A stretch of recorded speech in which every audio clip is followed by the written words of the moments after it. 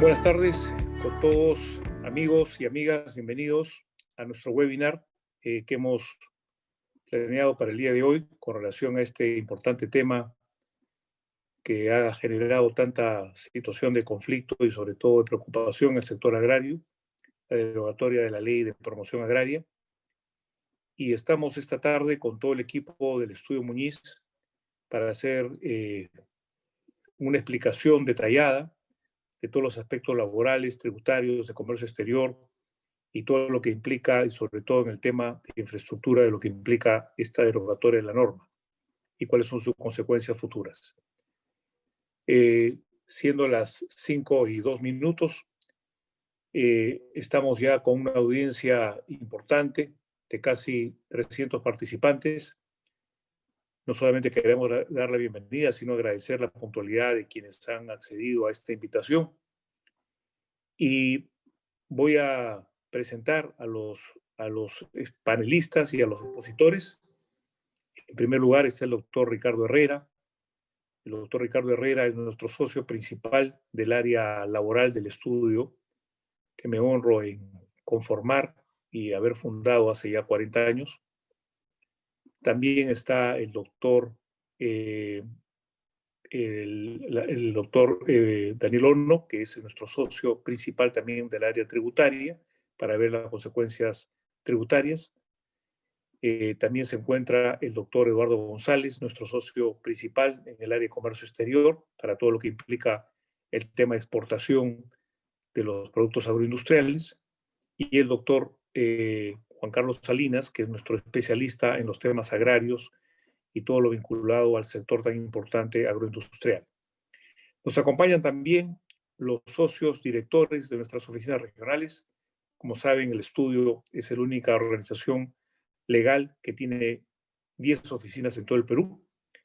Nos acompañan en orden de fundación, en primer lugar, los doctores Felipe Salaverry y el doctor Cristian Conrejo, que representan la sede de Trujillo y Chiclayo. Nos acompaña también el doctor Marco Segarra, que es el socio director del estudio regional en Arequipa. Nos acompaña también el doctor Jorge Girao, que es el socio director de nuestro estudio regional en Ica y Chincha. Y nos acompaña el doctor Fran Vizcarra, que es el socio director de nuestro sede regional en Cusco. Y finalmente el doctor Armando Rivera, que es el socio director de nuestro estudio regional en la ciudad de Piura. Todos ellos para hacer la presentación del día de hoy en lo que significa este evento tan importante que es analizar la situación de la derogatoria de la norma sobre la Ley de Promoción Agraria. Entonces, sin más preámbulo, dejo con ustedes también al doctor Jorge Girao, que es nuestro socio director de nuestro estudio en ICA, que es el promotor de esta idea de hacer el webinar para hacer la presentación en el orden que he señalado de los conferencistas. Jorge, adelante. Buenas tardes. Buenas tardes, Jorge. Buenas tardes a toda la audiencia que ha tenido a bien asistir a este evento. Y conforme lo has mencionado, daremos ya inicio a este webinar, empezando con nuestro socio principal en el área tributaria, el doctor Daniel Horno, quien va justamente a tocar el tema referido a todas las implicancias tributarias que esta derogatoria de la Ley de Promoción Agraria ha acontecido. Adelante, Daniel. Gracias, Jorge. Confírmame que estén viendo ahí la lámina de la derogatoria. ¿Sí? Sí, correcto. Ok, entonces, rápidamente, porque hay muchos temas por ver. Esto es un asunto que nos ha agarrado a todos de sorpresa, ¿no? Pero hay muchos temas que ver y el tema tributario, siendo que es relevante, importante, ahora vamos a darnos cuenta de que ha sido más o menos un daño colateral en el asunto. Pero entrando a materia, ¿qué ha sucedido? A ver. El domingo, ayer, ¿no? Nos enteramos a través de la ley 31087 que se deroga completamente la ley 27360 y el decreto de urgencia 043-2019, que son las dos normas que han venido regulando desde el año 2000 ¿no? Este régimen de beneficios al sector agrario. Régimen que, por cierto, desde el punto de vista tributario venía funcionando bastante bien. Por información de la propia SUNAT, desde que existe el régimen en el año 2001, por lo menos en la información que ellos han publicado hasta el año 2017, la recaudación, los ingresos tributarios del sector agrario se multiplicaron por 5, ¿no? Y el Perú, como ya lo voy a explicar bien Juan Carlos Salinas y el propio Eduardo González, pues había pasado a ser una potencia exportadora en la materia, y era un régimen que como consecuencia de eso venía funcionando sin mayores sobresaltos en la parte tributaria. Los beneficios tributarios, el decreto de urgencia 043-2019, que se publicó el 23 de diciembre del año 2019, o sea, a final del año pasado, prorrogaron los beneficios, no solo los tributarios, por cierto, todos los beneficios de esta ley, que tiene básicamente dos conceptos, los laborales y los tributarios, hasta el año 2030, ¿no? ¿Y cuáles eran? La ley establecía, sí, establecía en pasado, porque ya la derogaron. Por cierto, ¿no? Este decreto de urgencia, bueno, se publicó el 23 de diciembre del año 2019, como se había mencionado, es decir, con el régimen, el gobierno anterior, ¿no? Y ahora, ¿qué ha pasado con todo este tema? La verdad de las cosas es que yo revisé todo lo que ha venido ocurriendo en los últimos, básicamente pues en las últimas 2 o 3 semanas, y ahí debo confesar que al igual que probablemente ustedes, me haya perdido en lo que ha sucedido, ¿ya? ¿Por qué? Porque yo veía las manifestaciones, los bloqueos de carretera, las pancartas, y en ningún lugar, salvo que ustedes me corrijan, veía a alguien reclamando por el régimen tributario. Yo no veía a nadie con una pancarta diciendo que había un abuso, que se tenían que las empresas tenían que pagar más impuestos. Tampoco veía a los gobiernos extranjeros haciendo alguna clase de presión a nuestros gobiernos, a los gobiernos pues, de nuestros competidores, presionando para que se deroguen algunos beneficios en la norma agraria. Nada de eso, ¿no? Sin embargo, ayer se deroga la norma completamente, es decir, la parte laboral, que era lo que más o menos pues, se venía viendo, que incluye a la parte tributaria. ¿Y qué tenía la parte tributaria? Fíjense ustedes, la parte tributaria lo que tenía era básicamente 2 conceptos, en realidad 4, pero vamos en la ley habían 2 concretamente. La tasa especial del impuesto a la renta, una tasa de 15%, ustedes saben que las empresas de manera general pagan 29,5%, pero las empresas acogidas a este régimen de promoción agraria, que además tampoco incluían a las empresas limeñas, ¿no? Y en el Callao, y era una cuestión básicamente regional, tenían una tasa de 15%. Además, se les permitía depreciar las obras de infraestructura hidráulica y de riesgo con 20%, con una tasa de depreciación de 20% al año. Como les comentaba, nada de eso se veía pues, en los reclamos o en todas estas revueltas que hubieron, ¿no? Yo no vi ninguna pancarta que dijera que paguen 30% o 29,5% de impuesto a la renta, ¿no? O que deprecien con la tasa general de 5% que aplicamos todas las otras empresas respecto de nuestras inversiones en infraestructura, ¿no? Entonces, esos eran los 2 beneficios que estaban en la ley. Luego, la ley del impuesto a la renta, en su 10ª disposición complementaria final, o en la 3ª disposición complementaria final, establecía que las empresas acogidas al régimen agrario, como quiera que pagan una tasa de impuesto a la renta de 15%, tenían derecho a utilizar un coeficiente de pago de impuesto a la renta de 0,8. Esto tiene mucha lógica, pues, ¿no?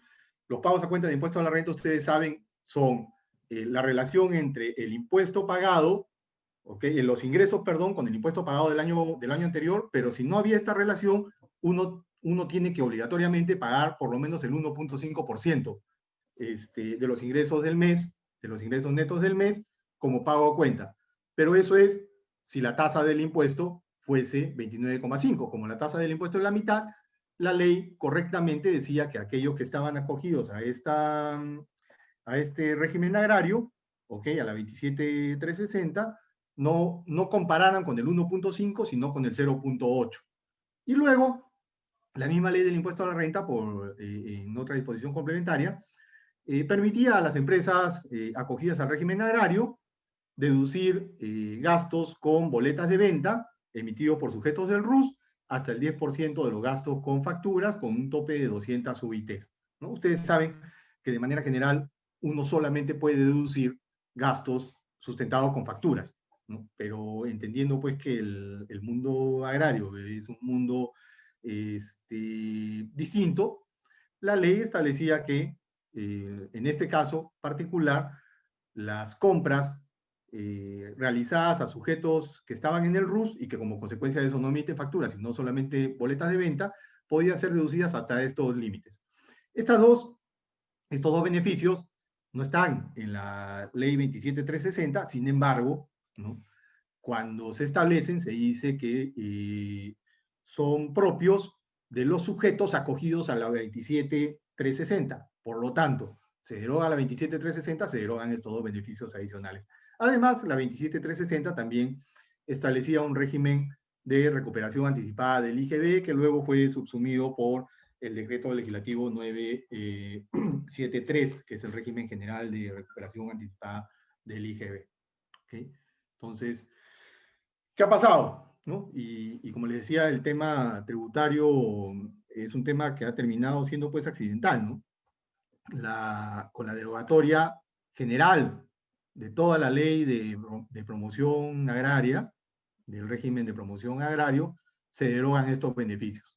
¿Cuál es la consecuencia de esta derogatoria? Para el año 2020 ninguna, ¿no? Porque, a Dios gracias, ustedes recordarán, el artículo 74 de la Constitución establece que en el caso de los tributos de periodicidad anual, las modificaciones solo pueden darse de un año para otro. Todo lo que yo quiera modificar en el impuesto a la renta, lo modifico este año y entra en vigencia el 1 de enero del año siguiente. Y eso tiene mucha lógica porque siendo un tributo de periodicidad anual se requiere pues cierta seguridad jurídica, ¿no? No me pueden estar cambiando la regla de juego a mitad del partido. Entonces, en el año 2020 no van a haber efectos. Las empresas van a seguir calculando su impuesto a la renta tal cual lo tenían establecido en la ley 27.360, es decir, con la tasa del 15%, los pagos a cuenta tampoco cambian.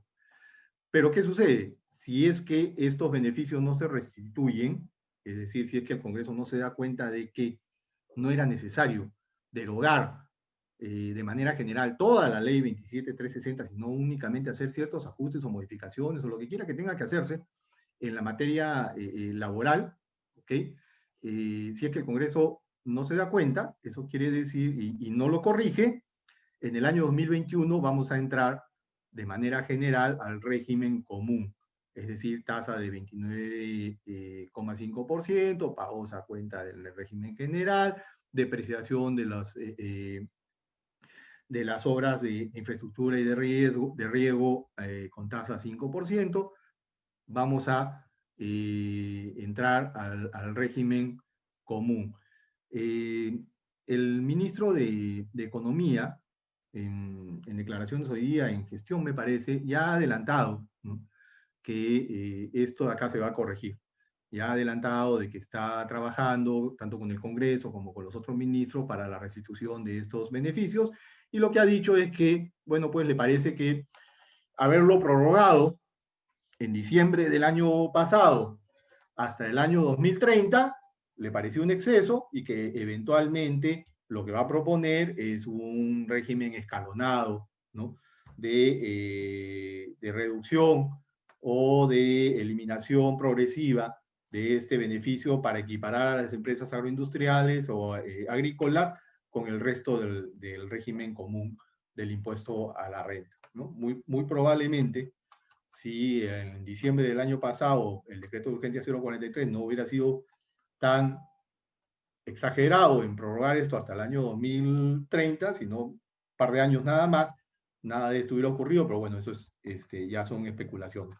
En concreto, ¿Qué va a suceder? En el año 2020 nada, en el año 2021, si el Congreso no lo corrige, vamos a pasar al régimen general.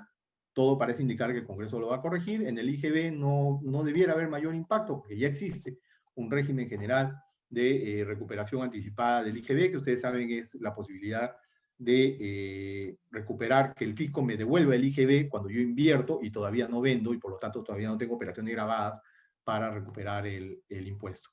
Y esto es las normas tributarias, siendo que son importantes, siendo que el efecto es muy importante, ¿no? Porque esto le restaría, si es que en el año 2021 no se corrige, mucha competitividad al sector, siendo que son normas importantes, se limitan a esto, ¿no? A haber eliminado en diciembre este régimen, que si no se corrige, se va a quedar eliminado para el año 2021. Y eso es, en la parte tributaria, los dejo entonces con Jorge, para que haga la presentación de los siguientes expositores. Gracias. Muchas gracias, Dani. Y efectivamente, continuando con la presentación de los expositores, no sin antes hacerles recordar a todos los participantes que pueden formular sus preguntas en la parte inferior del webinar. Tenemos en pantalla, tenemos ahí una oportunidad de hacer llegar las interrogantes que gustosamente los panelistas van a tener a bien absolverlas en esta oportunidad que tenemos de tiempo. Y si no hubiere, dejen su correo electrónico que también podemos responderle en ese sentido.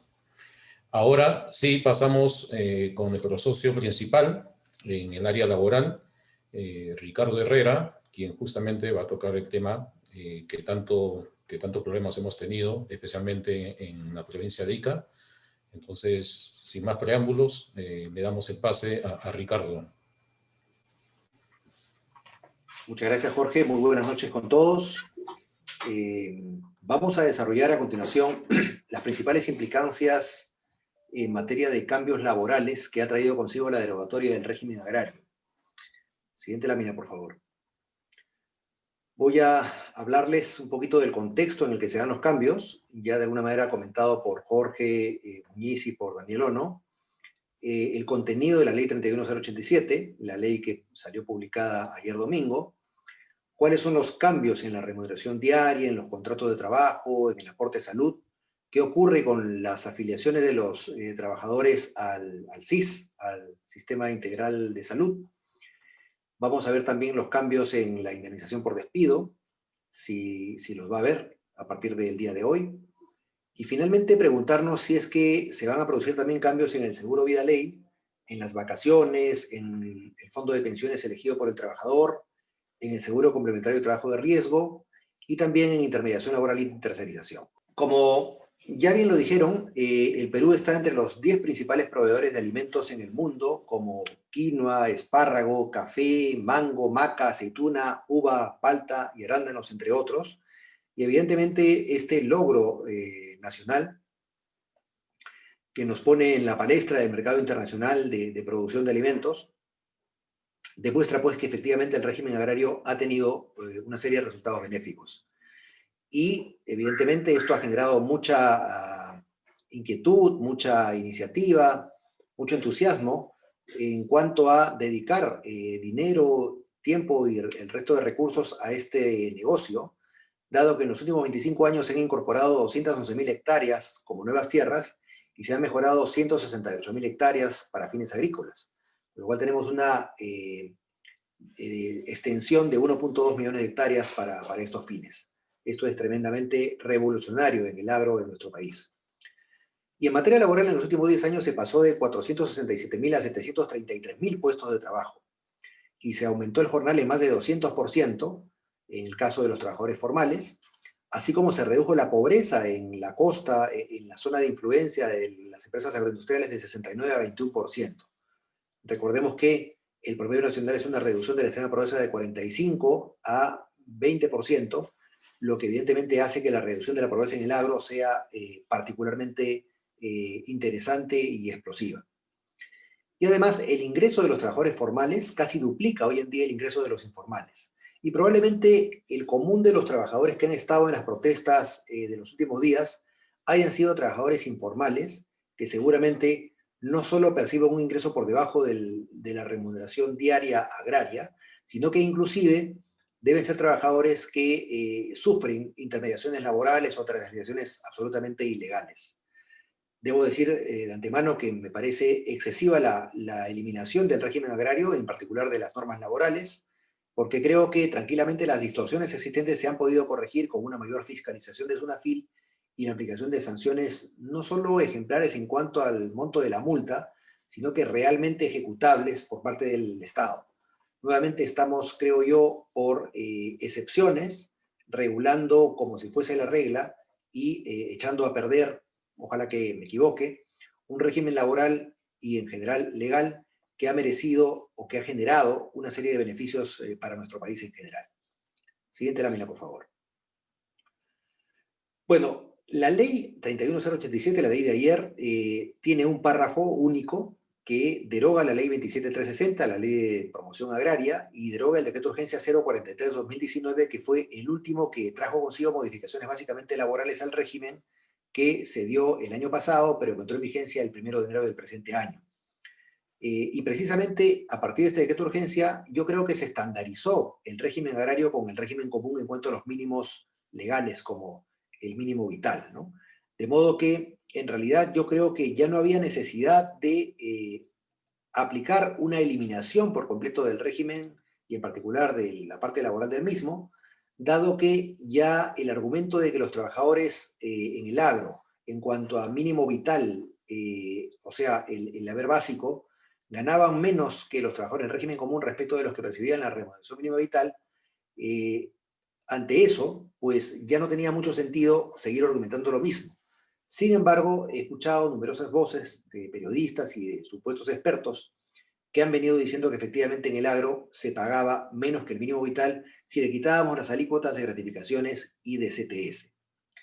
Esta norma rige desde hoy, de manera que al no establecer un régimen agrario alternativo, cosa que se está discutiendo recién en el Parlamento de la República, empieza a regir a partir de hoy el régimen laboral de la actividad privada. Y vamos a ver justamente qué cambios trae consigo entonces la presencia de este régimen en las relaciones laborales en el agro. Siguiente lámina. En primer lugar, cambios en la remuneración diaria. Como ustedes bien saben, con el decreto de urgencia 043-2019, a partir de enero de este año, la remuneración diaria era no menor a 39.19 soles, siempre que el trabajador labore a tiempo completo, o sea que labore 4 o más horas diarias en promedio. Y la composición de esta remuneración diaria era la siguiente. Primero, remuneración básica, 31 soles, la alícuota de las gratificaciones de fiestas patrias y Navidad, que se paga diariamente en el jornal agrario, 5.17, y la alícuota de la CTS, 3.02. Desde hoy, solamente el empleador agrario está obligado a pagar la remuneración básica, o sea, los 31 soles. Con lo cual, las gratificaciones se van a tener que pagar en julio y diciembre, a razón de un sueldo mensual, y la CTS va a dejarse de pagar al trabajador. El trabajador no va a tener acceso más a la CTS, porque esta va a comenzar a depositarse en los meses de mayo y noviembre. Cuando el trabajador recién acumule 4 sueldos mensuales en su cuenta CTS, a partir del 5º sueldo podrá disponer del 100%. Pero hasta los 4 sueldos es el monto intangible, con lo cual van a tener que pasar 4 años para que el trabajador pueda volver a acceder a su CTS si es que continúa laborando en la empresa de que se trate en el ámbito agrario. Esto implica, pues, una pérdida clamorosa del ingreso de los trabajadores, porque representa una reducción del 21% del ingreso diario.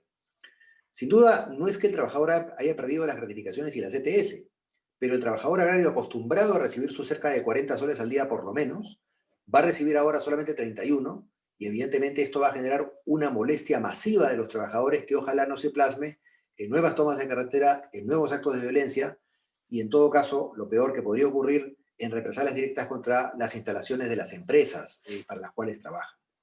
Lamentablemente creo que el gobierno se ha precipitado, al igual que el Congreso de la República, en avalar la eliminación del régimen agrario sin conceptualizar, sin regular un régimen alternativo, cosa que es necesaria dadas las particularidades de la industria agroalimentaria.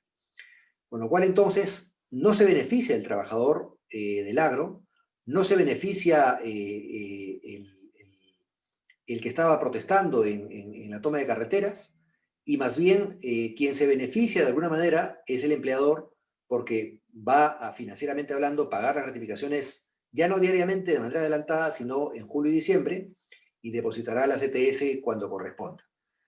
Ahora bien, evidentemente esto va a generar muchas protestas en los trabajadores, que van a creer que los empleadores están sacándole la vuelta a la norma o a la derogación, echándole la culpa a las empresas que no han tenido gran responsabilidad en lo ocurrido, y entonces creo que deberíamos pensar en algunas medidas alternativas.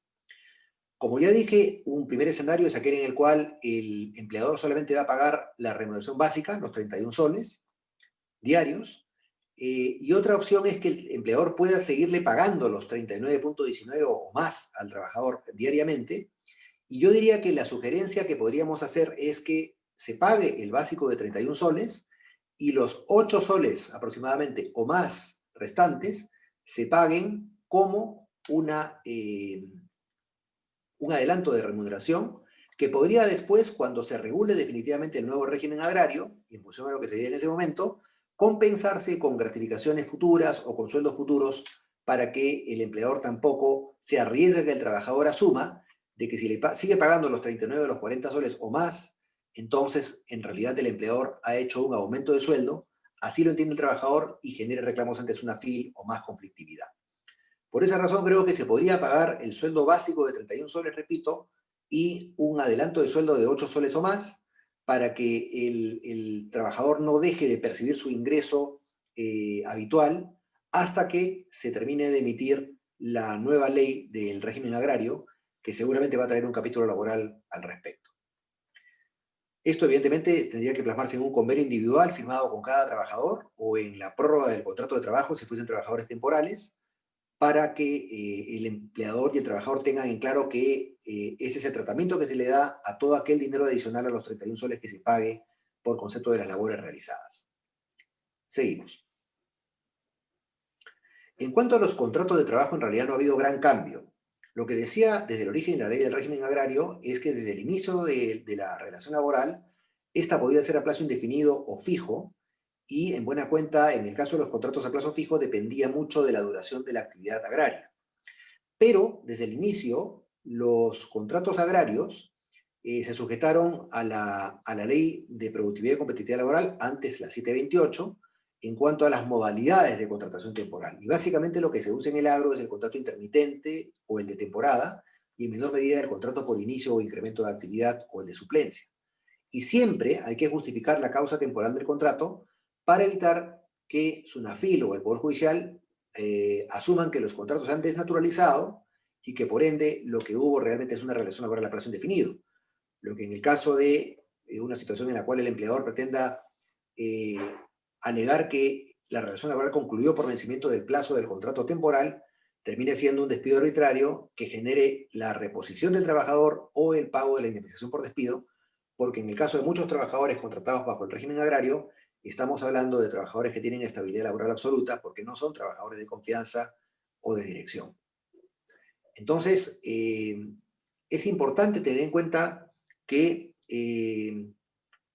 podría seguirse perfectamente con los contratos de trabajo, no hay que extinguir la relación laboral y celebrar nuevos contratos de trabajo. Es absolutamente posible, repito, que los contratos sigan su curso, no ha habido una interrupción del servicio, pero sí es necesario celebrar una adenda para precisar esto, que el régimen laboral aplicable en adelante va a ser la Ley de Productividad y Competitividad Laboral, y además para precisar lo que ya había comentado en caso de sea esa la opción de la empresa, de que se pague solamente la remuneración básica, 31 soles, o se pague el básico más el adelanto de sueldo. Por lo demás, la Dirección Regional del Trabajo, que es como la Dirección Nacional en materia de regulación de las relaciones laborales en el Ministerio de Trabajo con alcance en todo el país, ha opinado el día de hoy que en realidad cabe esta posibilidad para que el empleador pueda compensar después que se regule definitivamente cómo van a ser los aspectos laborales de la nueva ley de régimen agrario, cuando se paguen sueldos o gratificaciones futuras. Así que ha considerado la Dirección Regional de Trabajo que No es posible seguir pagando gratificaciones ni CTS porque ya se eliminó el régimen agrario, pero sí es posible pagar un adelanto de sueldo con ese carácter compensable a futuro. Lo que sin duda alguna va a ocurrir, y esto a partir del anuncio del jefe de Sunafil ayer en RPP, en cuanto a decir que se iban a implementar plataformas de Sunafil tanto en El Álamo como en Virú, para comenzar, lugares donde se ha desarrollado el epicentro de las protestas en los últimos días, para recoger quejas de trabajadores y sindicatos respecto de empleadores que supuestamente están vulnerando la ley al actuar con contratos informales o con servicios informales, los famosos jaladores, ¿no es cierto?, que efectivamente, sin duda alguna, han cometido excesos en el desarrollo de las relaciones laborales en estos lugares, pero que creo que lamentablemente han afectado irremediablemente el buen comportamiento que han tenido las empresas formales con las mejores prácticas laborales. Entonces, todos, terios y troyanos, creo que van a tener una serie de inspecciones laborales masivas, con 50 inspectores en el caso de ICA, que van a reforzar el equipo de inspectores que ya tiene esta intendencia regional, que además ha experimentado el cambio del intendente, supuestamente por inacción en cuanto al combate de estas prácticas ilegales e informales en el sector agrario en ICA. Ahora el intendente del Callao va a pasar a ser el intendente de ICA. De modo tal que, como dije, es muy probable que ocurran una serie de inspecciones laborales para verificar si las denuncias que formulen los trabajadores son o no ciertas, tienen o no asidero, pero sin duda alguna va a dar mucho trabajo para explicar y rendir cuenta a Sunafil de las prácticas laborales que tenemos en las empresas agroindustriales. Seguimos, por favor.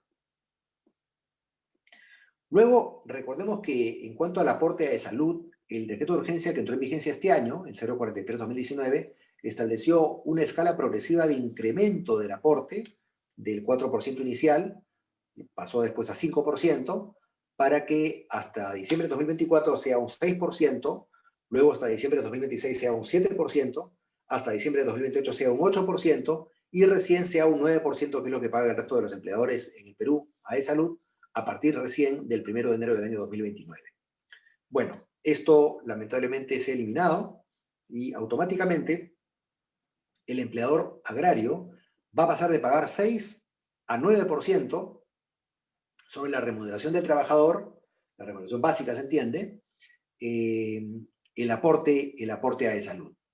Y evidentemente muchos empleadores y trabajadores se quejan de que salud en realidad no les representa ningún beneficio, porque por normativa de salud, como ustedes bien saben, si es que un trabajador ha aportado solamente el empleador, perdón, por un trabajador ha aportado solamente durante 3 meses en el año, que es el tiempo promedio de un trabajador en cada empresa agraria, por la estacionalidad del trabajo, entonces no va a poder tener atención en salud porque recién estaría cumpliendo su periodo de carencia. Y esto ha generado, pues, que muchos trabajadores no puedan atenderse en salud, además que no tiene mucha presencia en el campo como institución de servicio público de salud, y eso ha generado que los trabajadores tengan que atenderse por su propia cuenta, o en todo caso tengan que acudir al Seguro Integral de Salud como una alternativa de cobertura de salud para atender sus requerimientos al respecto. El SIS, como decía el decreto 15.043/2019, no se pierde durante los 3 primeros meses de afiliación a E-Salud y se recupera la afiliación al cese si el contrato de trabajo temporal no es renovado. Entonces, el SIS era una alternativa que lamentablemente ahora, con la derogación de esta decreto de urgencia, ha quedado en el aire, y veremos si los trabajadores pueden lograr que se afilien al SIS, tener la cobertura del SIS durante esos 3 meses que lamentablemente Salud no les reconoce. Esto es increíble, pero refleja que en materia de atenciones en salud, efectivamente el trabajador agrario promedio estaba descubierto por la falta de atención de salud y ahora queda también descubierto por la imposibilidad de afiliarse al SIS en esos 3 meses de periodo de carencia que salud exige para que pueda atender a los trabajadores. Esto hay que, sin duda alguna, contemplarlo en la nueva ley de régimen agrario, porque es un aspecto muy sensible de carácter social. Hasta ayer, la indemnización por despido tenía 2 pautas. 45 remuneraciones diarias por cada año completo de servicios, lo cual nos llevaba, si tomamos como referencia el mínimo diario agrario de 39.19, a una indemnización por año de 1.763.55, con el tope de 360 remuneraciones diarias que arrojaban 14.108.40. Desde hoy Lamentablemente para el trabajador agrario, una segunda mala noticia, la indemnización por despido calculada sobre el mínimo vital de 930 soles va a ser menor, tanto por año completo de servicios como con el tope. Pasamos de 1.763.55 a 1.395 y de 14.108.40 a 11.160, con lo cual evidentemente tenemos un escenario en el cual la indemnización por despido ya no es atractiva como era antes, es un perjuicio que creo que los legisladores no han tenido en cuenta al momento de derogar el régimen agrario, y que además nos expone como empresas de la agroindustria a una mayor tentación del trabajador de querer ser repuesto en lugar de cobrar su indemnización por despido por la reducción importante que ha sufrido en esta materia, ¿no? Esto generalmente va a traer consigo más juicios de reposición que juicios de indemnización por despido al momento de discutir la legalidad de los contratos temporales que no se renueven en el sector agrícola. Seguimos. El seguro de vida ley no ha sufrido con esta derogación del régimen agrario mayor cambio, porque ya desde el Decreto de Urgencia 044-2019 y su reglamento, el Decreto Supremo 09-2020 de Trabajo, recordarán ustedes que se dieron en la coyuntura de los famosos accidentes fatales en un McDonald's en San Miguel, en la ciudad de Lima, donde básicamente por omisiones en cuanto a la cobertura en materia de seguridad ocupacional fallecieron 2 jóvenes trabajadores. Este decreto de urgencia y su reglamento establecieron que ya no solamente desde el 4º año de servicio, sino desde el primer día de la relación laboral era obligatorio que el empleador asegure a su trabajador para esta eventualidad de la muerte, y se dispuso que había una implementación progresiva de esta pauta, ¿no? De inmediato, la cobertura para el trabajador por fallecimiento, por accidente e invalidez total y permanente por accidente, y desde enero del próximo año se añadía la cobertura de fallecimiento por muerte natural. Esto no ha sido cambiado en absoluto por la ley de ayer, sigue en pie y la remuneración mensual sigue siendo la base de cálculo del pago de la contraprestación por el seguro de vida ley. De modo que esto no ha merecido mayor cambio respecto de lo que ya existía antes de la ley de ayer. Siguiente lámina, por favor. Tampoco han cambiado las vacaciones, que ya estaban establecidas en 30 días a partir de este año, 30 días anuales. No se ha modificado la posibilidad de que los trabajadores decidan a qué fondo de pensiones se afilian, si al Sistema Nacional de Pensiones a cargo de la ONP o a una AFP, ni tampoco ha sido modificada la normativa del seguro complementario de trabajo de riesgo, que es una obligación legal que tienen los empleadores de contratarlo cuando se trata de actividades de alto riesgo que los trabajadores desarrollen. De modo tal que esto no ha cambiado en lo más mínimo.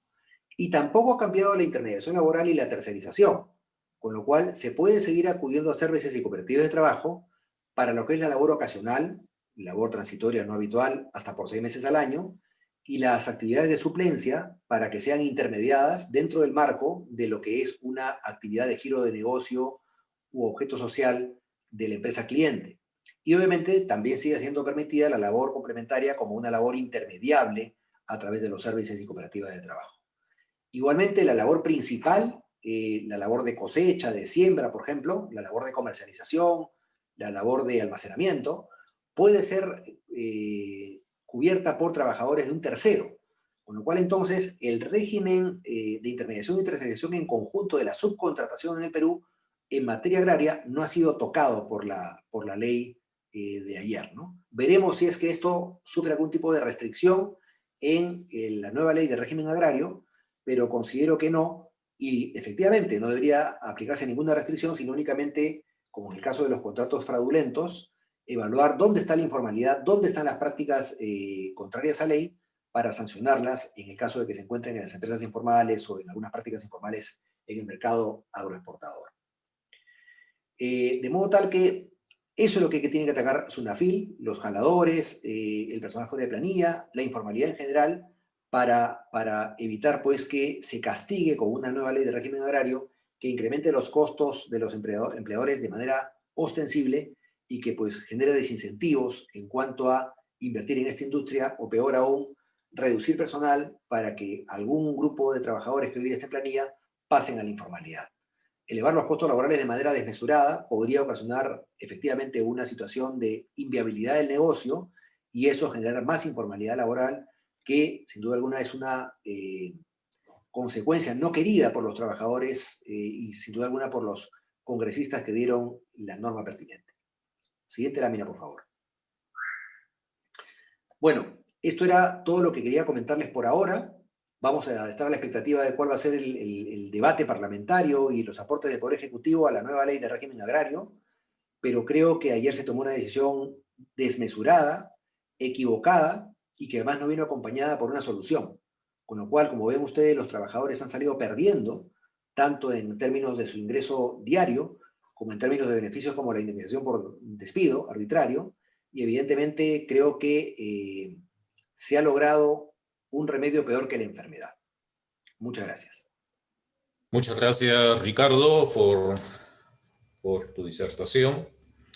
Y bueno, las implicancias legales de esta derogatoria de la ley de promoción del sector agrario también atañe a temas de exportación, a los beneficios que tenían muchas empresas respecto al ROBAC, por ejemplo, y es por ello que la ponencia siguiente que vamos a tener es de nuestro socio principal en área de comercio exterior, Eduardo González, a quien le damos el pase correspondiente. Eduardo. Gracias, Jorge. Efectivamente, de hecho, la ley 27360 no necesariamente reguló aspectos directos en materia de comercio exterior, pero sin embargo su repercusión en lo que es la agroindustria para la exportación fue sustancial. Ya Ricardo nos indicó los números con relación al crecimiento en hectáreas, en productividad.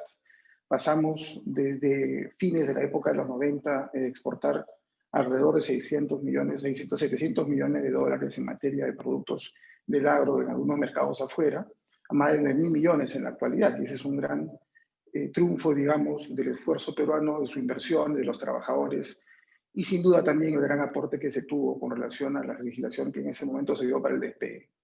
Condiciones en la costa las tenemos, muy reconocido por muchos mercados ahora abiertos a raíz de los acuerdos comerciales internacionales que hemos suscrito con varios bloques y países, y todo eso dio y da un esquema, digamos, una plataforma de seguir creciendo, que entre ayer y hoy nos hemos puesto a conversar un poquito los equipos dentro del estudio si pueden tener impacto lo ocurrido, y sobre todo la derogatoria de todo el tratamiento de la promoción en el agro.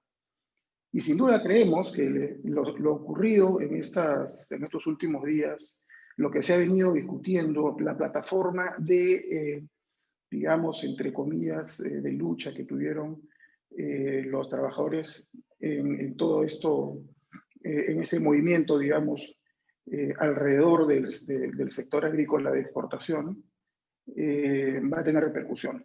Por eso, en breves comentarios, quisimos también incluir esta parte para poder darles a ustedes lo que creo y creemos puede tener mayor afectación.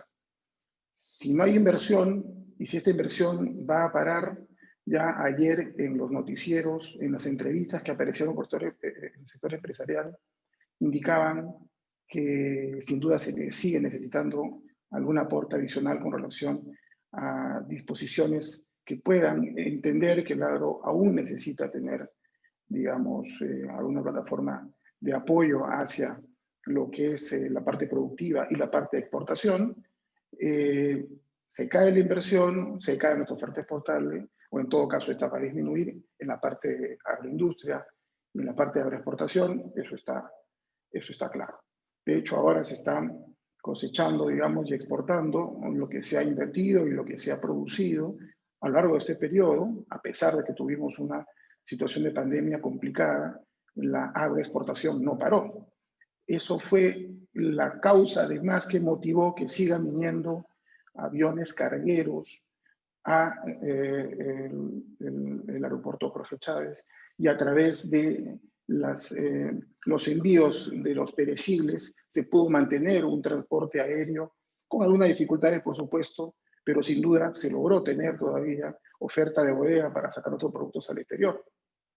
Hemos tenido nosotros en el estudio varios de estos casos de agroexportación saliendo con muchas dificultades, pero logrando cumplir con sus contratos, que era lo más complicado, cuando se cerró la frontera aérea para lo que era el transporte de pasajeros.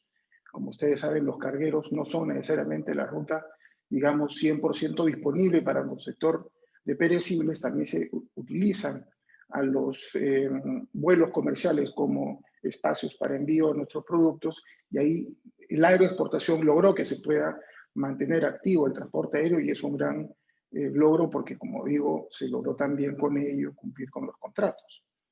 Pero esta circunstancia de que pueda motivar sin duda una disminución en la parte de la inversión va a repercutir la oferta en los próximos años, y esa va a ser la decisión de mirar de repente otros países igualmente competitivos como Chile, como Colombia y el mismo Ecuador. Ayer lo fueron muy claros los representantes del sector empresarial del agro, indicando que esta es una de las condiciones que tal vez pueda tener como consecuencia lo ocurrido estos días. Otro impacto, y el impacto negativo, que ya tiene que ver más bien con terceros que prestan servicios en el comercio internacional, tiene que ver con los servicios que están bien, digamos, especializados y orientados hacia la atención de los productos perecibles que prestan los operadores logísticos internacionales, marítimos y aéreos. Hay acuerdos y hay contratos celebrados de atención, digamos, anual, con relación a operadores logísticos que se han preparado para las distintas campañas que tenemos nosotros en los distintos productos de exportación. Hay campaña del mango, hay campaña de la uva, hay campaña de otros productos que tienen sus etapas, son estacionales. Y hay acuerdos celebrados con ellos que sin duda se pueden ver afectados si existe de parte de las empresas una visión hacia una reducción de salida de los productos si esta condición no termina aclarándose. Ya hemos tenido hoy día un par de consultas de estos operadores logísticos, digamos, un poquito tratando de entender cuánto podría generar lo ocurrido, una suerte de default o una variación de sus condiciones pactadas con las empresas agroexportadoras con las cuales han firmado estos acuerdos, y ya estamos encontrando también en ello entonces una preocupación sobre lo invertido para la atención de este sector tan importante y tan especializado. Cadenas de frío, reefers, y sobre todo anticipos ya de bodega para estas salidas de productos del agro peruano comienzan hoy día a ser estudiados si van a poder mantenerse o no. Otra circunstancia que nos ha preocupado, y esto sí en particular por lo conversado con una persona de una embajada hoy día, tiene que ver con los compromisos que Perú ha asumido en los tratados de libre comercio con relación al respeto, al cumplimiento y a la seguridad que se les puede dar en todo lo que es los derechos y las obligaciones laborales que el Perú ha comprometido respetar a raíz justamente de estos acuerdos suscritos con nuestros pares. De hecho, una de las situaciones más preocupantes que trasladan, por lo menos en lo que hemos conversado hoy día con representantes de, sobre todo una persona de una misión diplomática, es cuánto puede repercutir y salir de información hacia el exterior a nuestros, digamos, pares con relación a los acuerdos comerciales sobre esta situación que se está anunciando a través de los medios, etcétera, de que el Perú en este sector no terminaba siendo entonces un país que cumpliera todos sus compromisos laborales como se comprometió a través de las suscripciones de los acuerdos internacionales comerciales que les menciono. En el TLC de Perú con los Estados Unidos tenemos nosotros un compromiso de los más modernos con relación al cumplimiento de estas obligaciones laborales y condiciones laborales que están sostenidas también en acuerdos de la OIT, pero también sin duda en normativa que se estandarizó entre Perú y los Estados Unidos.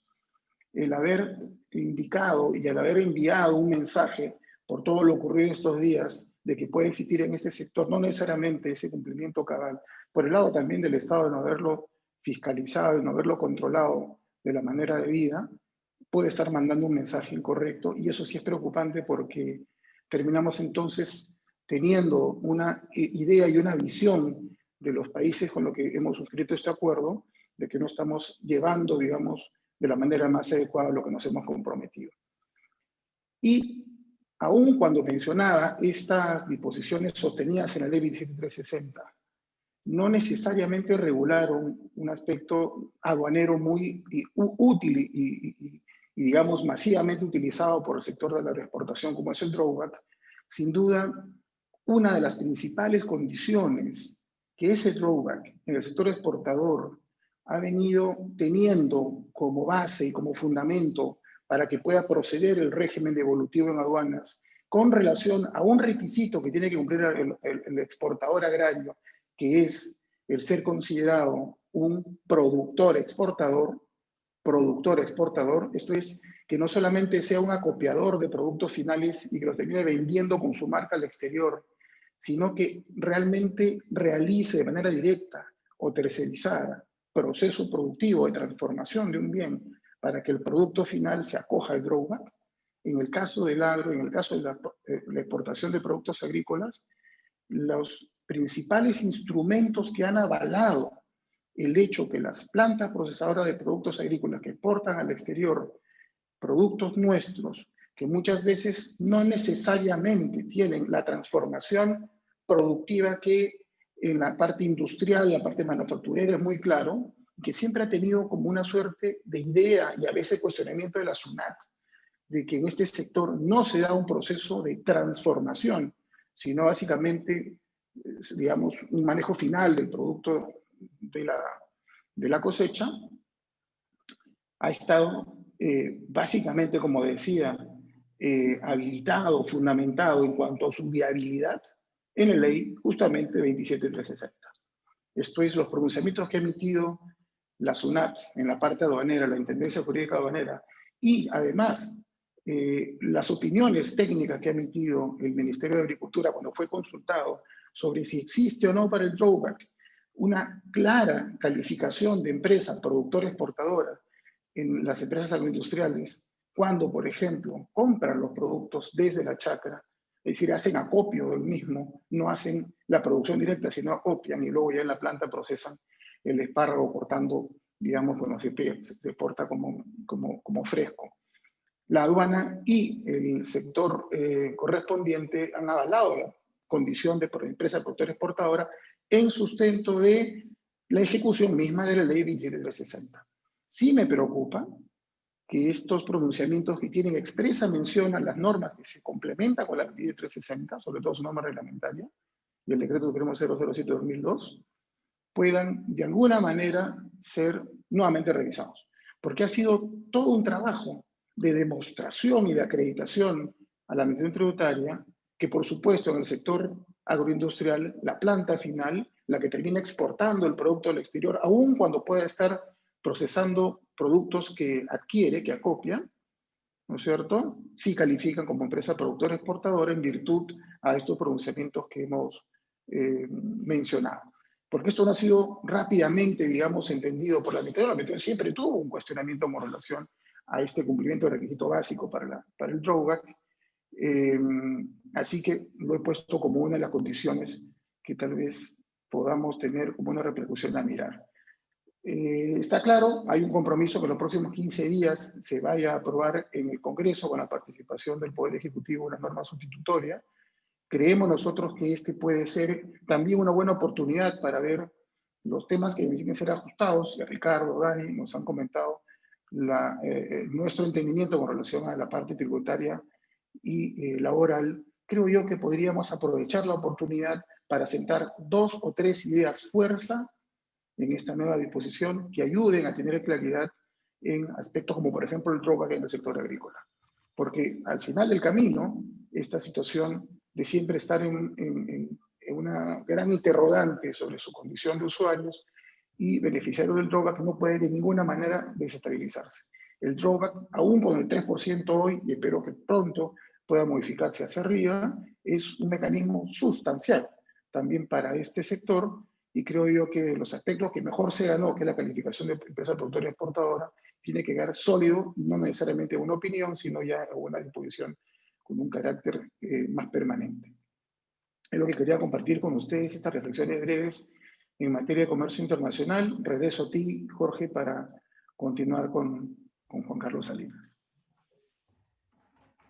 Muchas gracias, Eduardo. Jorge, disculpa si me permites, Talá Daniel, antes de darle pase a Juan Carlos, solamente quería agregar un tema ahora que Ricardo y Eduardo han estado hablando de temas colaterales, ¿no? También posiblemente vale la pena, aunque no estaba en la convocatoria, comentar que está, digamos, esto ha sido tan precipitado y de alguna manera tan poco reflexionado, que por ejemplo nuestros amigos acuicultores y dedicados a la industria de la reforestación han terminado también pagando los platos rotos, porque la tasa de 15% que se aplica a manera de beneficio por la ley 27360 para el agro, ¿okay? Había sido extendida por el decreto legislativo 1195 en el año 2015 para los acuicultores y en el año 2006 por la ley 28852 para las empresas dedicadas a reforestación. Pero cuando estas normas extienden el beneficio, lo hacen señalando expresamente que es el beneficio de la ley 27360. Luego, se deroga la ley 27360, se derogó también la tasa de 15% para estas dos actividades, ¿no? Es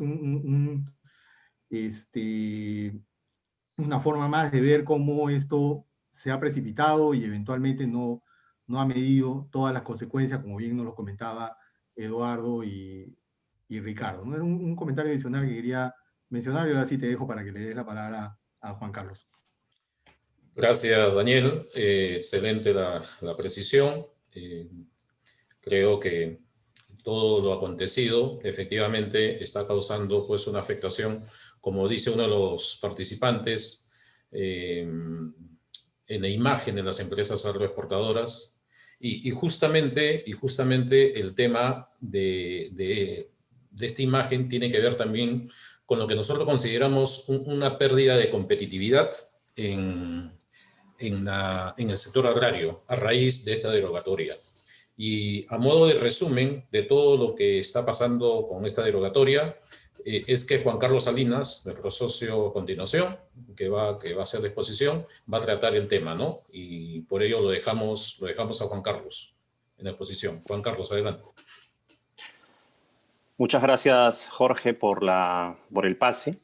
Bueno, en realidad, efectivamente, esta ley ha tenido, la derogatoria de esta ley del régimen de promoción agrario tiene algunos efectos y claramente uno de esos efectos es en términos de competitividad, ¿no?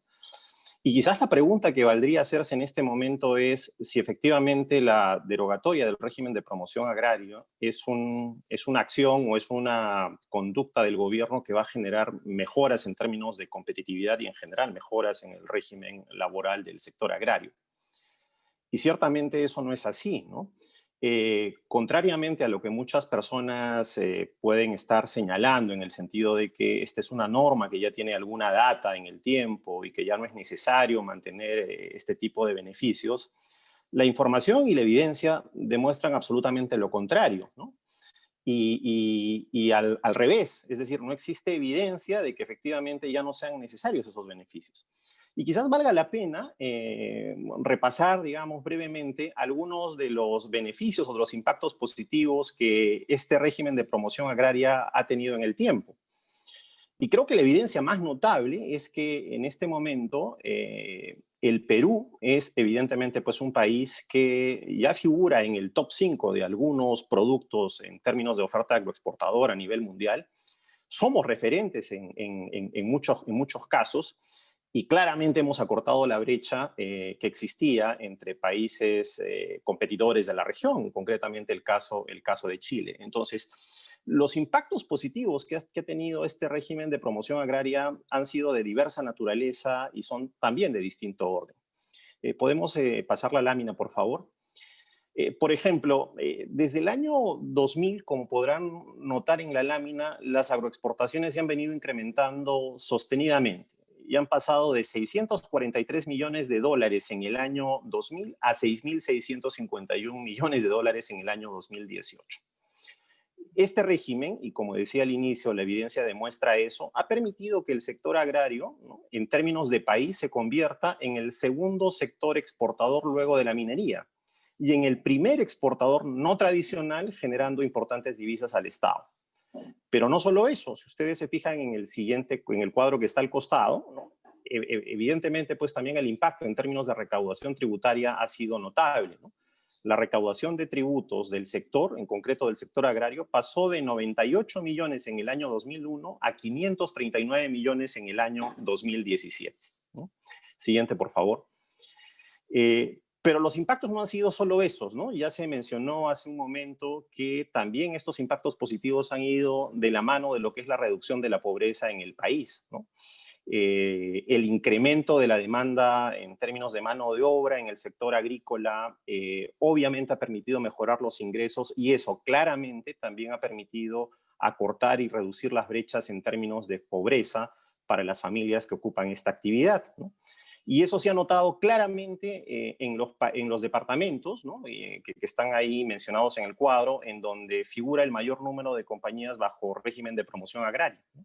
Por ejemplo, si ustedes se fijan ahí en el caso de Ica, entre el año 2004 y el 2017, la pobreza prácticamente desapareció, se redujo a un 3.3%. Y esas no son cifras propias, son cifras del propio INEI. Y en el caso de La Libertad, Lambayeque y Piura, la reducción también fue en términos notables, ¿no? En términos generales, esta tasa de incidencia de reducción de la pobreza en el sector agropecuario fue bastante importante y pasó del 81.30% en el 2004 al 38.30% en el 2017. Y en la costa, solo en la costa pasó de 67% a 19%. Entonces no estamos hablando de temas menores, ¿no? Y contrariamente, como señalaba al principio, a diferencia de quienes dicen de que efectivamente ya no hay necesidad de mantener un régimen de promoción agraria, la evidencia demuestra que los efectos positivos han ido en sentido contrario y claramente no existe evidencia que demuestre que esos efectos no sean necesarios para permitir con esta secuela de crecimiento del sector agroexportador, ¿no? Hay cifras oficiales que confirman esos efectos beneficiosos y como se dice, las cifras no mienten, ¿no? Ahora bien, en términos, digamos, de acuerdos comerciales, siguiente, por favor, los efectos positivos también han sido notables, ¿no? No obstante, adicionalmente a los acuerdos comerciales que tiene firmados el país, el régimen de agroexportación, el régimen de promoción agraria también nos ha llevado a un incremento de las agroexportaciones entre el año 2002 al 2018, ¿no? Y se han incrementado en alrededor del 939% acumulado según cifras de la SUNAT, ¿no? Y este auge también se ha reflejado en un incremento del PBI acumulado en 90%, pasando de 15.496 millones de soles, como pueden ver ahí, a 29.467 millones al año 2018, según cifras del Banco Central de Reserva. Nuestra oferta exportable se ha diversificado. Somos, como decía, un referente mundial en temas de frutas y hortalizas frescas. Este subsector solo ha tenido un incremento acumulado del 2.375% entre el 2000 al 2018 y según cifras de la SUNAT representa el 51% de toda la agroexportación, ¿no? Siguiente, por favor. Pero estos efectos positivos también se han dado en términos, digamos, de lo que son las pequeñas, medianas y grandes empresas, porque también muchos he escuchado en comentarios de que esta es una ley que beneficia solo a las grandes empresas, que es una ley que concentra muchos beneficios en quienes ya lo necesitan, y eso no es así, ¿no? No se trata solo de un régimen que ha tenido efectos positivos en empresas grandes, sino también en micro, pequeñas y medianas empresas. Por ejemplo, el número de empresas agroexportadoras ha crecido desde la vigencia de la ley. Si ustedes se fijan bien en ese cuadro, en el año 2000 había un total de 180 empresas. En el 2010 estas empresas pasaron a 594 y en el 2018 ya estamos hablando de 2.279 empresas. O sea, en otras palabras, las empresas, el número de empresas ha crecido en más de 1.166% en 18 años. Entonces, ciertamente los beneficios de este régimen se han traducido en una mejora en condiciones tanto a nivel del país como a nivel de las propias familias que se dedican al sector de la agroexportación. Y claramente este régimen de promoción nos ha permitido situarnos, como decía al principio, en el top 5 de algunos de los productos de agroexportación más importantes a nivel mundial. Lo que sumado a los acuerdos de promoción comercial claramente ha permitido pues, que el sector agroexportador del país tenga un desarrollo notable que nos ha permitido ganar presencia no solo en la región, sino también competitividad a nivel internacional, a nivel mundial. Muchas de las grandes empresas ya están posicionadas en mercados importantes, en Estados Unidos, en la Unión Europea, en el mercado asiático, y ese crecimiento ha sido un crecimiento sostenido, ¿no? Entonces, creo que aquí hay data que confirma que durante la vigencia de esta norma el sector agroexportador ha tenido un crecimiento notable y que eso se ha reflejado en beneficios a nivel del país y en términos de competitividad. Y como veo que nos están mencionando en el chat, lo que acabamos de hacer es claramente inexplicable, ¿no es cierto? Es un tema en donde prácticamente el país está perdiendo uno de los principales motores en términos de competitividad a nivel de la región. Y ciertamente esto nos puede generar algún problema con competidores vecinos, como por ejemplo el caso de Colombia y el caso de Chile, ¿no? Como país, el Perú tiene muchas ventajas competitivas para atraer inversión a efectos de desarrollar agricultura moderna, agricultura con tecnología, agricultura sostenible y además agricultura socialmente responsable, como lo han venido realizando las principales empresas a nivel del país. Según data que en estos momentos viene circulando con bastante facilidad, pues se demuestra que el 90% del sector de trabajadores, digamos, está empleado en empresas informales y solo el 10% en empresas formales. Y el problema, como se dice, no es un tema de la propia norma. Como también he visto por ahí, no vamos a tratar de solucionar por decreto una situación y tratar de convertirnos en Dinamarca, ¿no? Eso evidentemente no es así. Y basta ver la experiencia que existe en nuestros países vecinos. Colombia, por ejemplo, es una experiencia interesante que hay que seguir de cerca por las similitudes que tiene, tanto en términos de microclimas como en términos de aprovechamiento de tierras para efectos de agricultura y desarrollo de agroexportación, ¿no? Por ejemplo, en agricultura se viene impulsando desde hace algún tiempo, siguiente por favor, un régimen de promoción para poder incentivar las inversiones en agricultura con beneficios tributarios, ¿no? Como está anunciado oficialmente desde hace algún tiempo, Colombia tiene este régimen de promoción que permite exoneración por 10 años para realizar inversiones en agricultura bajo el cumplimiento de ciertas condiciones, ¿no? Y Colombia es un país que tiene pues mucha posibilidad o mucho potencial para desarrollo en términos de hectáreas, ¿no? Hay más de 2.4 millones de hectáreas con aptitud para el cultivo de palta, tiene 12,5 millones de hectáreas disponibles para el cultivo de piña, otro tanto para el cultivo de mango, y también hay otros productos de agroexportación que tienen bastante desarrollo en este momento en Colombia, ¿no? Estamos hablando del caso del pimentón, el ají, la papaya, la fresa y la cebolla, ¿no? Y este marco ciertamente pues es un marco que favorece inversiones en Colombia bajo ciertas condiciones, como decía, con una tasa cero de impuesto a la renta, es decir, con una exoneración de impuesto a la renta por 10 años bajo determinadas condiciones. Siguiente, por favor. El otro caso que hay que mirar de cerca claramente es el caso chileno, ¿no? Chile es un país con el que nos hemos venido comparando hace algún tiempo y al que poco a poco hemos venido alcanzando y superando en algunos casos. Si bien en ciertos casos todavía Chile mantiene una posición de ventaja, esas diferencias en favor de nuestro vecino país ya se vienen acortando, ¿no? El Perú claramente es uno de los países que mayor competencia ha significado para Chile en los últimos años, ¿no? Y en los mercados de agroexportación hemos logrado mejorar considerablemente nuestra posición relativa con respecto a algunos productos. Ahí está el caso, por ejemplo, de la uva. Y en el caso de Chile, el Código de Trabajo de Chile mantiene normas especiales para trabajadores agrícolas por temporadas y Chile ha venido, al igual que Colombia, estudiando la evolución del régimen de agroexportación peruano para potenciar aún más sus agroexportaciones y poder fortalecer su posición en los mercados mundiales, ¿no?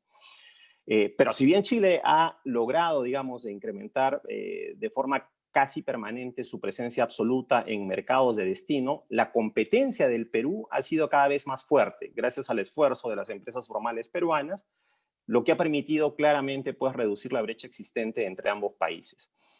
Entonces, no hay mucho sentido en lo que se acaba de hacer, ¿no? Es una decisión que no ha tenido claramente mucha reflexión. Existe, como digo, mucha evidencia que demuestra que hay una vinculación directa, una relación directa entre el crecimiento de las agroexportaciones, el desarrollo de la agricultura moderna en el país, con la vigencia de este régimen de promoción agraria. Y claramente lo que viene sucediendo va a afectar la competitividad de nuestros productores agrarios y nos va a poner en una posición de desventaja en relación a la atracción de inversiones, ¿no? Tenemos países con muchas ventajas en términos de incentivos, con regímenes más o menos estables, con seguridad jurídica. Colombia es uno de ellos, como menciono en el caso específico del tema del régimen de exoneración tributaria. Y otro caso importante también es el de Uruguay, ¿no? Entonces, no hay mayor explicación para lo que se ha hecho. Esperemos que el Estado reflexione. No se puede pretender desarrollar políticas públicas que permitan mejorar condiciones laborales de las personas sin generar un régimen de mercado abierto que permita a su vez, con reglas claras y de seguridad jurídica y de incentivo de inversiones, extender las posibilidades de acceso al empleo de la gente, ¿no? Y eso ciertamente también va de la mano con el desarrollo de grandes proyectos de infraestructura a nivel del país, que requieren inversión de mediano y de largo plazo. El último gran proyecto que tenemos desarrollado es el proyecto Olmos. Hacia el sur teníamos el proyecto Majes, está la tercera etapa de Chavimochic, ¿no? El Perú tiene mucho potencial para desarrollo en términos de crecimiento de la agricultura y de la agroindustria, ¿no? Tenemos, como dije hace un momento, muchas ventajas competitivas. El sector de agroindustria o de agroexportación o de agricultura en general solo emplea el 25% de la población económicamente activa y tiene un aporte al PBI de cerca del 6%, con lo cual el ratio, digamos, para incrementar productividad está por debajo incluso de países de Chile, y la posibilidad de crecimiento en términos de mejorar esas condiciones es bastante amplia, o sea, nos queda mucho por hacer. Y claro, ciertamente que medidas de esta naturaleza pues no contribuyen a eso, ¿no? Entonces esperemos que en los próximos días la Comisión Multipartidaria del Congreso que está trabajando esta propuesta normativa permita o recoja, digamos, lo que son las inquietudes a nivel del sector agroexportador. También esperamos que el Ministerio de Economía y Finanzas tome una participación más relevante en este tema. Hay otros sectores involucrados, además del Ministerio de Economía y Finanzas, como el Ministerio de la Producción, claramente el Ministerio de Trabajo, el Ministerio de Comercio Exterior, y que la nueva norma se dé en términos oportunos. No podemos esperar mucho tiempo en una situación de indefinición, y que además recoja los aspectos positivos, ¿no? Claramente, como dijo ya Ricardo hace un momento, no podemos pretender pues, mejorar la situación volando de golpe esta norma. El problema no está en la norma, el problema está en términos de fiscalización y en términos de supervisión, y a eso se deben abocar las autoridades, ¿no? Entonces, lo que esperamos es que todo este beneficio, todo este auge que hemos tenido en el sector agroexportador no se pierda. Tenemos todavía mucho por hacer en términos de agroindustria. Tenemos competidores muy fuertes a nivel regional como Colombia, como Chile, ¿no es cierto? Y lo que necesitamos como país en estas épocas, sobre todo, es atraer más inversiones con un marco mucho más claro y estable, ¿no? Eso es lo que quería comentarles y compartir con ustedes. Jorge, te devuelvo el pase para que puedas continuar. Gracias. Hola. Bien, muchas gracias al doctor, a todos los ponentes y todos los panelistas, tanto el doctor Ricardo Herrera, el doctor Daniel Ono, el doctor Eduardo González y luego el doctor Juan Carlos Salinas. Voy a dejar con la conducción desde el inicio al doctor Jorge Girao, que como digo es nuestro socio director de nuestro estudio regional en Ica, para que presente a su vez a todos los directores regionales de todos los lugares en los cuales el estudio tiene presencia, que ya son 10 ciudades importantes en todo el país. La verdad que me enorgullece tener mis socios y tener la posibilidad que ellos me hayan acompañado durante estos 40 años desde la fundación del estudio, y ser el único estudio en el Perú que tiene esta presencia nacional. Y yo me siento muy orgulloso de ellos, y sobre todo ahora, en estas situaciones de crisis, poder brindarle a nuestros clientes y amigos todo el apoyo y el esfuerzo que nosotros queremos darles para salir de esta situación de caos y de crisis. Así que dejo al doctor Girao que siga con la conducción, y agradeciéndole a todos ustedes por su presencia y por su atención en este webinar tan importante que hemos realizado el día de hoy. Muchas gracias. Jorge, por favor, continúa. Muchas gracias, Jorge. Y efectivamente, entendemos que se vienen momentos muy difíciles con la derogatoria de esta ley de promoción del sector agrario, y como lo decía nuestro socio fundador, nos ponemos a disposición de todos con la plataforma nacional que tenemos desde Tumbes a Tacna e inclusive Cusco y Puno, donde tenemos oficinas regionales. Y en este sentido hay que estar preparados.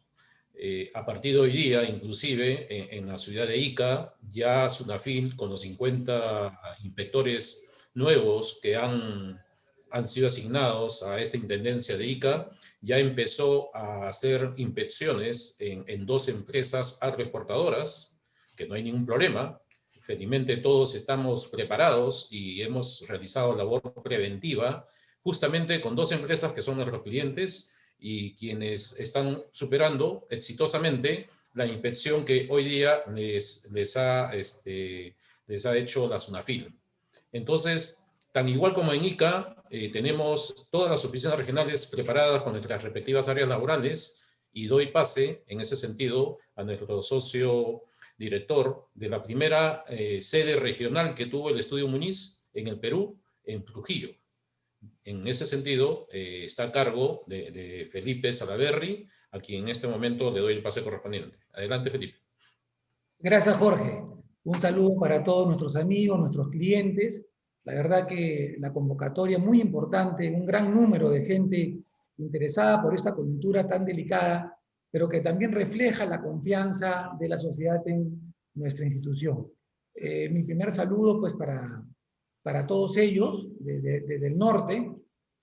Algunos de los participantes conocen Trujillo, otros no, porque veo que hay intervinientes en este foro internacionales. Así que les contaré que Trujillo está en el corazón del proyecto de Chay-Mochic, entre los valles de Chao, Virú, Moche y Chicama.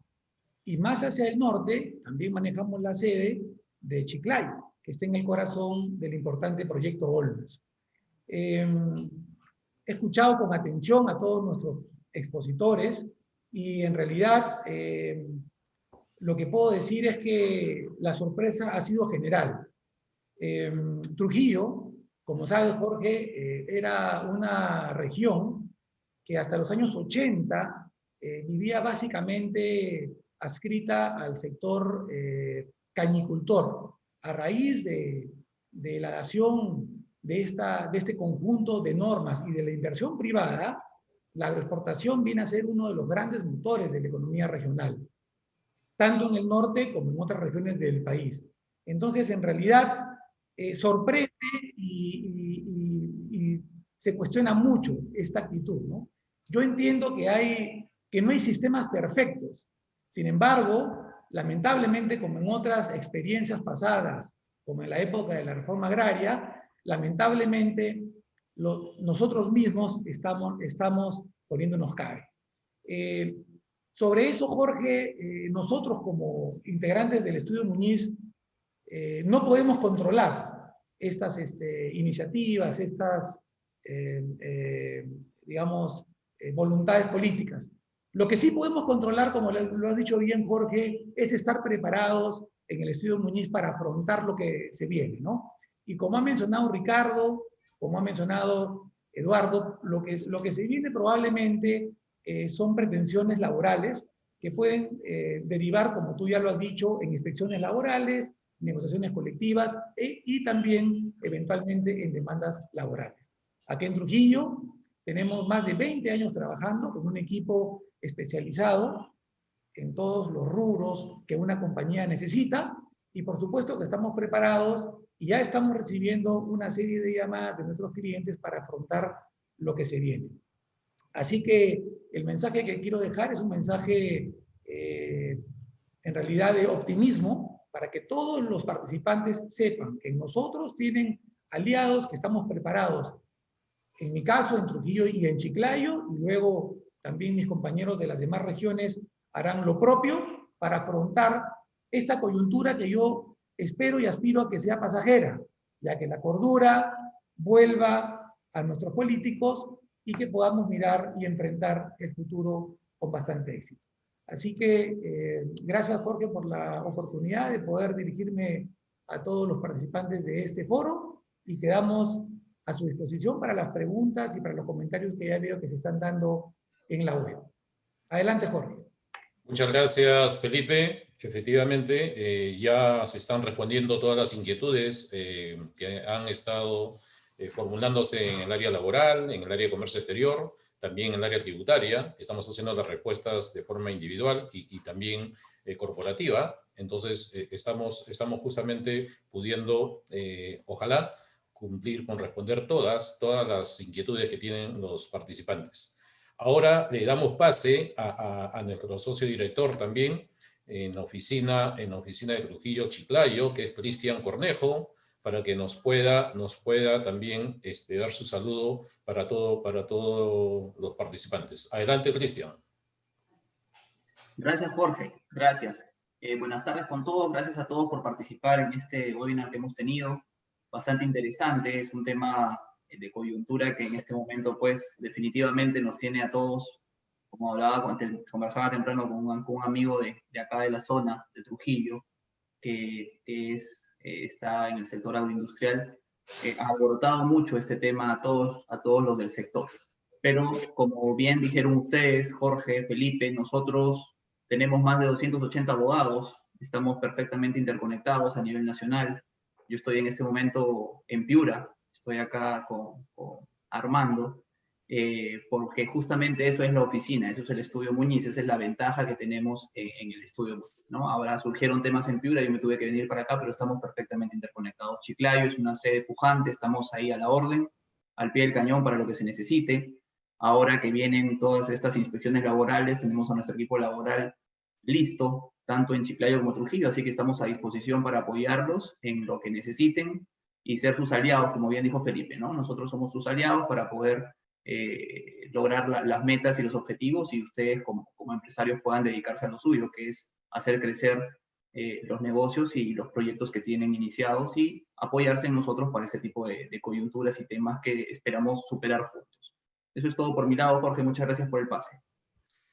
Gracias, Cristian. Efectivamente, somos todo un equipo integrado a nivel nacional, y así como estamos en Piura, estamos en Tumbes también, estamos en Chiclayo, estamos en todo el norte del país. Y bueno, hablando de ello, ahora le damos pase a justamente nuestra oficina Nobel, la que tenemos, bueno, no tan Nobel, ya tiene muchos años, y que está a cargo de nuestro distinguido socio Armando Rivera. Adelante, Armando. Buenas tardes a todos. Un saludo especial a todos los participantes desde la sede del Estudio Muñiz de Piura. Piura es una región netamente agroindustrial, pues es la actividad que más aporta a la economía regional, siendo el 9.18% del PBI piurano. Acá algunos datos característicos. Cuenta con más de 7.120 hectáreas de producción.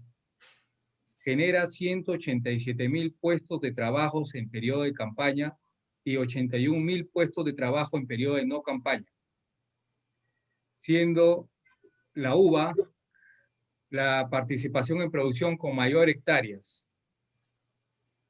En ese sentido, esperemos que por estas razones el nuevo planteamiento que haga el Congreso beneficie tanto a la parte trabajadora como empleadora.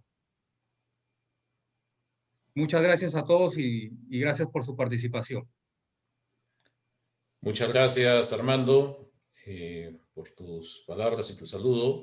Y ahora le vamos a dar el pase a nuestro socio de la sede regional de Arequipa, que alcanza y supervisa las oficinas que tenemos en Hilo, en Moquegua y en Tacna. Nuestro socio, doctor Marco Segarra. Adelante, Marco. Jorge, buenas tardes con todos los participantes. Muchas gracias en realidad por acompañarnos el día de hoy. En efecto, como bien ya los han indicado quien me ha antecedido, en el Estudio Muñiz no solamente tenemos sedes en el norte, sino la presencia es a nivel nacional. Tanto quien les habla está a cargo de la oficina en Arequipa, Hilo, Moquegua, Juliaca, Puno y Tacna. El sector agroindustrial, si bien no tiene la misma incidencia que en el norte, pero también es un punto muy fuerte para lo que es el desarrollo de la economía de las regiones y del país. Es por ello que también nos ha llamado mucho la atención esta norma que finalmente ha salido publicada y que termina afectando a muchos de nuestros clientes, y que finalmente ellos deben saber que estamos preparados para poder apoyarlos, para poder estar con ellos frente a cualquier tema que a raíz o a consecuencia de esta derogatoria puedan ellos tener, como en efecto ya hemos venido atendiendo desde el día de ayer, porque obviamente se empezaron a generar diversa incertidumbre. Quien les habla también es el jefe del área laboral, quien obviamente también conoce de este tema y que voy a estar gustoso de poder ayudarlos junto con todos mis compañeros y el equipo del área laboral. De mi parte, agradecerles por su participación y que tengan muy buena tarde. Muchas gracias, Marco. Y ahora le vamos a dar el pase a nuestro socio director de la sede regional del Cusco, con nuestro socio Fran Vizcarra. Adelante, Fran. Gracias, Jorge. Buenas tardes con todos, estimados clientes y amigos a nivel nacional. Desde Cusco compartimos mucho esta preocupación por la degradación de esta ley del sector agrario, ley especial, porque si bien Cusco es eminentemente turística y es la mayor fuente de ingresos y el movimiento económico de esta región, no podemos dejar de lado que tenemos un sector agroindustrial exportador muy importante, que es el sector cafetalero de la Valle de Convención. Así que desde esta oficina nos ponemos a disposición de todos ustedes para apoyarlos en todos los temas que consideren de asunto que podamos nosotros apoyarlo. Tenemos un equipo técnico en todas las áreas y el respaldo de todos los abogados a nivel nacional para poder prestarles el servicio que ustedes requieren. Sin más, agradecerles por por la presencia y el interés en este tema y ponernos a vuestra disposición. Que tengan buena tarde. Muchas gracias, Fran. Y antes de poder ya dar cierre a este webinar, comentarles que casi la gran parte de las preguntas que se han estado formulando han sido ya absueltas por nuestros panelistas. Sin embargo, estamos recibiendo algunas últimas. Por ejemplo, hay una inquietud tributaria que dice la siguiente. Para efectos del impuesto a la renta que comentaba el doctor Ono, este ejercicio 2020 debe tributar sobre la renta neta imponible el 15% o ya se debe tributar el 29.5% para este año 2020. Dejo a Daniel para que pueda resolver esta inquietud. Como lo comentamos, este año no se cambia absolutamente nada porque la Constitución no lo permite. ¿Ok? Entonces, como les decía en la presentación, este año va a seguir exactamente igual, tanto los meses de noviembre que se paga ahora en diciembre, como diciembre que se paga en enero, y la declaración jurada en marzo. En concreto, la tasa 15% para el año 2020. Muchas gracias, Daniel. Creo que con ello estamos considerando el tema ya cerrado, porque veo que todas las preguntas han sido ya absueltas, y en todo caso quedamos a su disposición por el correo corporativo que tenemos dentro de la organización y que les ha sido consignado en la invitación correspondiente para poder seguir absorbiendo cualquier consulta que tengan al respecto. Y sin más, agradecer a todos ustedes su presencia en esta convocatoria, en este webinar. Agradecer también a los panelistas, a mis socios directores de todas las oficinas regionales del Estudio Muñiz, y estaremos atentos con ustedes para una nueva oportunidad de eventos como el presente. Muchas gracias a todos. Buenas tardes.